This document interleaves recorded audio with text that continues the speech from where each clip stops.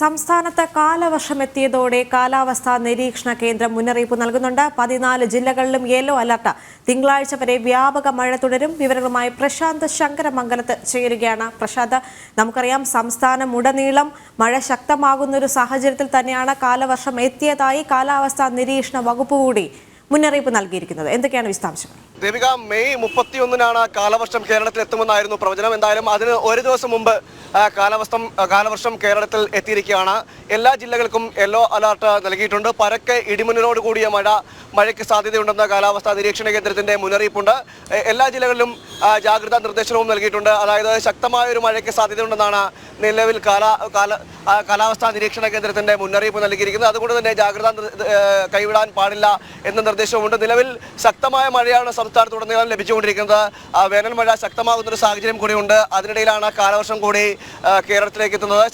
കാലവർഷം ശക്തിപ്പെടുവാൻ, അതായത് വരും മണിക്കൂറുകളിൽ കാലവർഷം ശക്തിപ്പെടുവാനുള്ള സാധ്യതയും തള്ളിക്കളയാനാവില്ലെന്നും കാലാവസ്ഥാ നിരീക്ഷണ കേന്ദ്രത്തിന് മുന്നറിയിപ്പ് നൽകിയിട്ടുണ്ട്. കടലോര മേഖലകളിലും മലയോര മേഖലകളിലും എല്ലാം താമസിക്കുന്നവർക്കെല്ലാം ജാഗ്രതാ നിർദ്ദേശവും പുറപ്പെടുവിച്ചിട്ടുണ്ട്. ഇടിമിന്നലോട് കൂടിയ ശക്തമായ മഴയ്ക്ക് സാധ്യതയുണ്ടെന്നാണ് മുന്നറിയിപ്പ് നൽകിയിരിക്കുന്നത്. അതുകൊണ്ട് തന്നെ ജാഗ്രത കൈവിടാൻ പാടില്ലെന്ന ഒരു നിർദ്ദേശവും നൽകിയിട്ടുണ്ട്. നിലവിൽ മലയോര മേഖലകളിലെല്ലാം ഏതാനും ചിലയിടങ്ങളിൽ ഉരുൾപൊട്ടൽ ഉണ്ടായിട്ടുണ്ട്. അതുകൊണ്ട് തന്നെ അത് മുന്നിൽ കണ്ടുകൊണ്ടുള്ള നടപടിക്രമങ്ങൾ കടക്കണമെന്നടക്കമുള്ള ഒരു നിർദ്ദേശവും നൽകിയിട്ടുണ്ട്. അതായത് ഉരുൾപൊട്ടുവാൻ സാധ്യതയുള്ള പ്രദേശങ്ങളിലെല്ലാം ജനങ്ങളെ മാറ്റിപ്പാർപ്പിക്കുന്നതടക്കമുള്ള നടപടികളിലേക്ക് കടക്കണമെന്നും നിർദ്ദേശവും നൽകിയിട്ടുണ്ട്. എന്തായാലും വരും മണിക്കൂറുകളിൽ ശക്തമായ മഴയ്ക്ക് സാധ്യതയുണ്ടെന്നാണ് നിലവിൽ കാലാവസ്ഥാ നിരീക്ഷണ കേന്ദ്രത്തിന്റെ മുന്നറിയിപ്പ് നൽകിയിരിക്കുന്നുണ്ട്.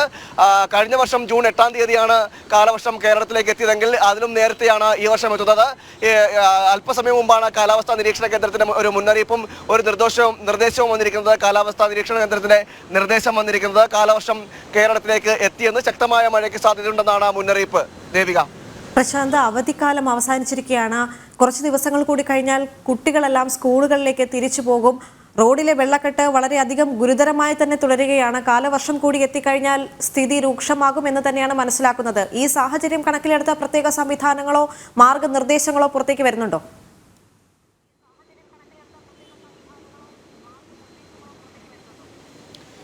നിലവിൽ മഴക്കാലപൂർവ്വ ശുചീകരണങ്ങളടക്കം പാളിയ കാഴ്ചകളാണ് നമ്മൾ കണ്ടത്.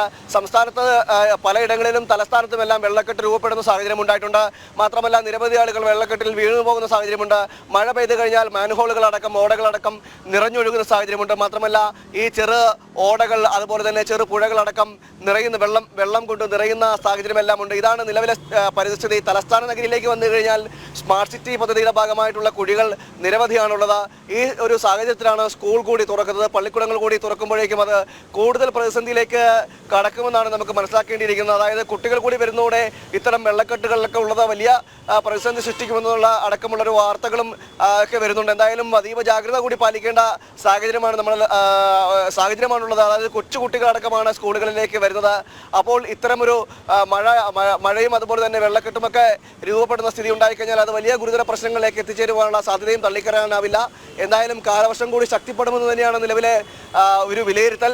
വരും മണിക്കൂറുകളിൽ, അതായത് അടുത്ത 2 ദിവസം തന്നെ ശക്തമായ മഴയ്ക്ക് സാധ്യതയുണ്ടെന്നാണ് കാലാവസ്ഥാ നിരീക്ഷണ കേന്ദ്രം മുന്നറിയിപ്പ് നൽകിയിരിക്കുന്നത്. അതായത് ഇടിമിന്നലോട് കൂടിയ ശക്തമായ ഒരു മഴയ്ക്ക് സാധ്യതയുണ്ടെന്നുള്ള മുന്നറിയിപ്പാണ് നൽകിയിരിക്കുന്നത്. വരും മണിക്കൂറുകളിലും മഴ ശക്തിപ്പെടുവാനുള്ള സാധ്യതയുണ്ടെന്നും മുന്നറിയിപ്പിൽ പറയുന്നുണ്ട്. ദേവിക, ശരി. തിരുവനന്തപുരത്ത് നിന്ന് തത്സമയം ചേരുകയായിരുന്നു പ്രശാന്ത് ശങ്കരമംഗലത്ത്.